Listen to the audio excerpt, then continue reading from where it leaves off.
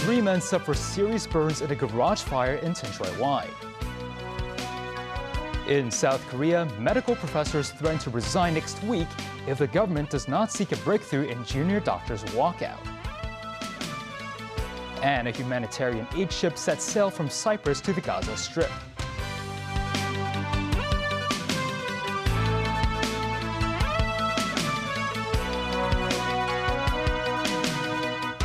Good evening and welcome to TVB News. At least 3 men suffered serious burns after a fire broke out at a garage in Tinsuiwai this morning. One of them suffered burns all over the body. Sources said the garage was also used as an automotive paint booth. Authorities are still investigating the cause of the blaze. White smoke coming out of the garage at Sansangchun in Tinsuiwai.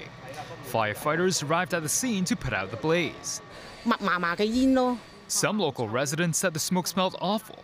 They said they heard a crackling sound at the time of the fire, thinking that there were people playing with firecrackers. At around 8 this morning, authorities received reports about a fire in a metal shack at a garage in Sansangchun. The shack has an area of 50 meters by 20 meters and was used to store vehicle parts. Sources said the facility was also used as an automotive paint booth. The shack was surrounded by a number of vehicles as well as cargo containers. The intensity of the flames left little untouched on the premises. Many vehicles were burned down to the frames. Government laboratory and electrical and mechanical services department personnel arrived in the afternoon to carry out investigations. The 3 injured individuals were initially sent to Tumun Hospital. One of them was unconscious at the time. The man, who suffered 100% total body surface area burns, also known as TBSA burns, had 2nd and 3rd degree burns all over his body and had to be transferred to Prince of Wales Hospital in Sha Tin. The other 2 suffered burns across 30 to 50% of their bodies. Another 8 people had to be evacuated from areas near the garage. Some fire services specialists pointed out that many garages in the city store up flammable materials, including paint and paint thinner, and suggested these items were involved in today's fire. U.S. Ambassador to China Nicholas Burns was spotted outside the Foreign Correspondents' Club in Central today. The ambassador arrived at the Foreign Correspondents' Club at around 9 a.m. He did not answer any questions made by the reporters. Burns left the club after an hour. The U.S. Consulate General in Hong Kong said Burns came to the city to attend meetings which were held on Monday and today. The ambassador was received by the Consul General Gregory May. The Consulate General said the meetings show a resumption of discussions on regular and long-term internal affairs. A U.S. State Department official said the United States must employ all the tools at its disposal to outcompete China. This as President Joe Biden's administration unveiled its budget request for the 2025 fiscal year. Deputy Secretary of State for Management and Resources Rich Verma told a news briefing the request includes $4 billion over 5 years in mandatory funding for this purpose. Verma said this includes $2 billion to create a new international infrastructure fund to provide a credible, reliable alternative to Chinese infrastructure funding. He said the other $2 billion was earmarked for game-changing investments to help Indo-Pacific countries push back against what he called predatory efforts. Verma said the request would allow the U.S. to continue to invest in the foundations of its strength at home, align with like-minded partners to strengthen our shared interests, and address the challenges posed by the PRC. At Seoul National University, or SNU, medical school professors said Monday they will submit their resignations next week if the government does not make a breakthrough regarding trainee doctors who walked off the job several weeks ago. This decision was announced by the university's Professors' Council after an online meeting at 3 SNU hospitals. The walkout is in protest against government healthcare reforms. Meanwhile, the South Korean government will deploy military physicians to 20 strike-at hospitals to help care for patients for 4 weeks. Tracy Furness has more. The Medical Professors Association of Korea said it will take action if the government makes good on its threats to suspend medical licenses of thousands of trainee doctors who walked off the job 3 weeks ago. Nearly 12,000 intern and resident doctors in general hospitals across the country have stayed off work in protest against the government's plan to increase medical school enrollments by 2,000 seats annually starting next year. That is 90% of the country's intern and resident doctors staying off the job nationwide. Health Minister Cho Kyu-hong has defended the reforms and accused some young doctors of harassing trainees who have not taken part in the walkout or were hoping to return to work. There is little sign of an end to the 3-week walkout. As of Monday, 5,556 doctors who have left their posts have been served notice that authorities will start suspending their medical licenses if they fail to justify their actions. Boosting the number of doctors nationwide has support from the public, however. Critics accuse President Yoon Suk-yeol of picking a fight over medical reforms for political gains ahead of a parliamentary election in April. Tracy Furness, TVB News. A humanitarian aid ship has set sail from Cyprus bound for the Gaza Strip in a pilot program that will open a sea corridor to the territory. As Ramadan began, Israel say they will have killed Hamas's deputy military leader, Marwan Issa, as extensive fighting continued in Gaza with little political consensus on how to stop it. David Garrett reports. Prayers on the first full day of Ramadan. These Palestinians praying for peace and praying for survival. Muslims gathered together to break their fast as night fell. It all comes against a backdrop of failed truce negotiations and a lack of food and supplies getting into the Gaza Strip. Maha Salut organised the iftar dinner. He says people cannot work, and if you can't work, you can't get money to eat. So Maher says he decided to take the initiative this Ramadan. He hopes to put food on these tables every day of the next month. That won't be easy with Gaza under constant attack.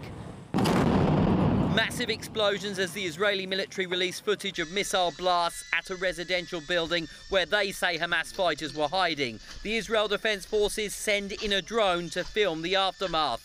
Their soldiers appear to enter the building and as they climb the stairs are shot at, they say, by Hamas. They fire back as fighting continues.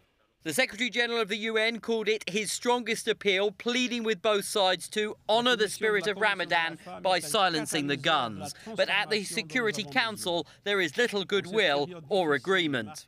The fighting could and should stop today if Hamas would just release the first hostage and stop using people as pawns.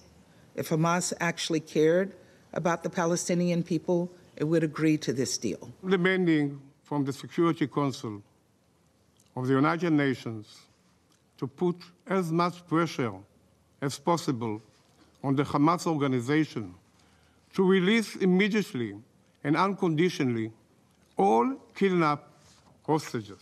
Muslims around the world are celebrating the holy month of Ramadan.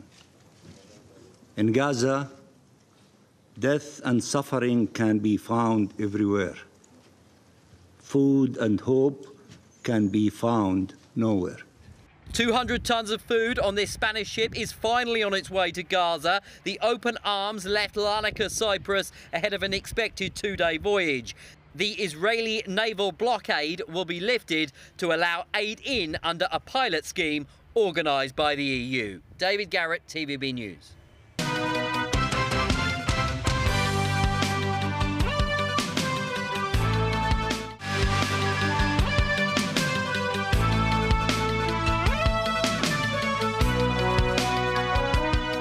Influenza remains active in the SAR as more than 20 kindergartens and schools experienced flu outbreaks between the end of February and earlier this month. Some private doctors urged residents with symptoms to perform rapid influenza diagnostic tests before seeing a doctor. Among those infected in the recent flu outbreaks in the city schools, 2 boys are now in critical condition. People who want to know if they're infected can purchase rapid influenza diagnostic test kits. Some companies selling such kits noted that some of these test kits can now test for both flu and COVID. Lawmakers today continued with their scrutiny of the Safeguarding National Security bill.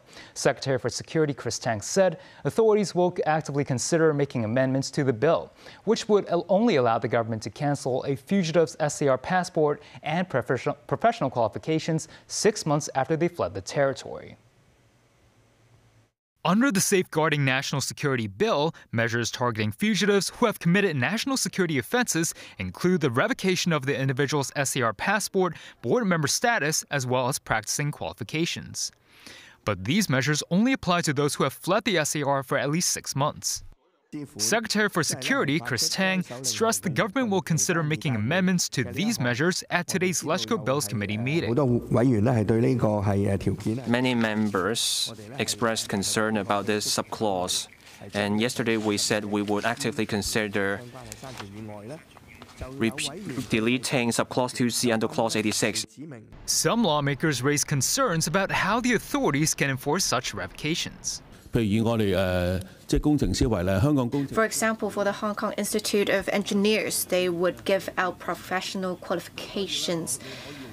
Essentially, it would also be a qualification to practice. The government, we can deal with that by this provision, but for memberships or any cancellations of such, it would rely on the rules of the relevant institute. The administration has no right to interfere with that. For professional qualifications or qualifications to practice, as long as it is empowered by the law, such qualifications can be suspended.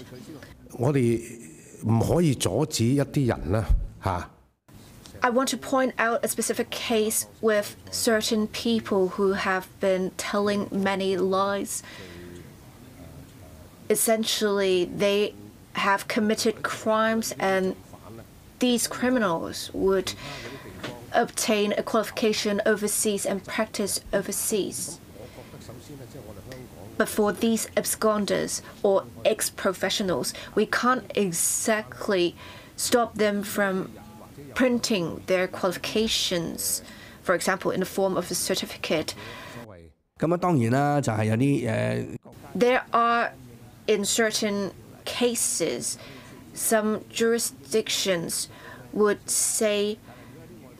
have their qualifications rely on the qualification in Hong Kong, allowing the individual to practice.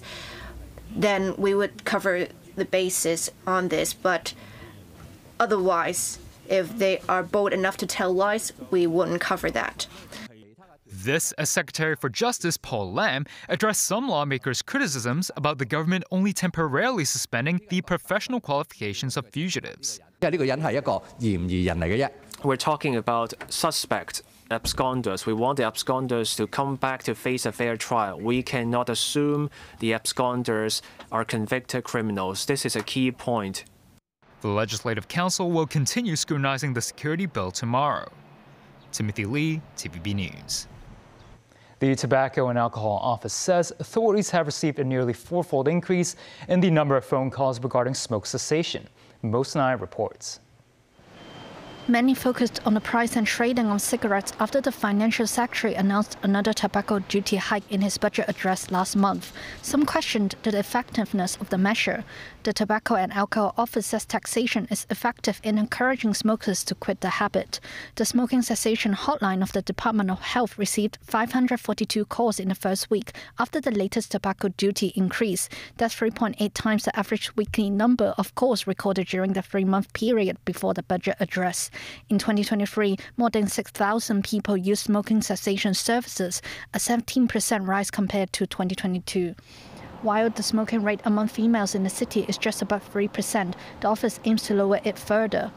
The smoking preference for female is actually much lower than for male. However, we have observed that the female smoking preference had not dropped in the recent 5 years or 10 years. Therefore, we would like to step up our smoking cessation promotion target to female smokers. Tough measures have also been put in place to combat smoking. We actually set up the cooperation mechanism with the Hong Kong Police and the Housing Authority. The purpose of that is to, have a quickest response to any cases if a resident in a public housing estate discover a person or offender trying to distribute any tobacco products, advertising leaflets. We have, 12 offenders being prosecuted in the past 3 years. Chen added the office had received almost 1,100 complaints related to such tobacco products advertisements. The Tobacco and Alcohol Office said authorities have also been doing education work at schools, for instance, explaining the harmful impacts of tobacco and related products to students to raise their awareness. Minmus 9, TVB News. Ocean Park said the public will be able to catch a glimpse of a crocodile at the theme park from Saturday. This is Passion, a female crocodile and the latest member of Ocean Park. Passion, aged between 4 and 5, was found in Pat Heung last year. The reptile now lives in her new home, the Crocoland, a new section of the theme park. It is hoped Passion's story can raise public awareness about issues such as illegal animal trading. And that's the news. Thanks for watching.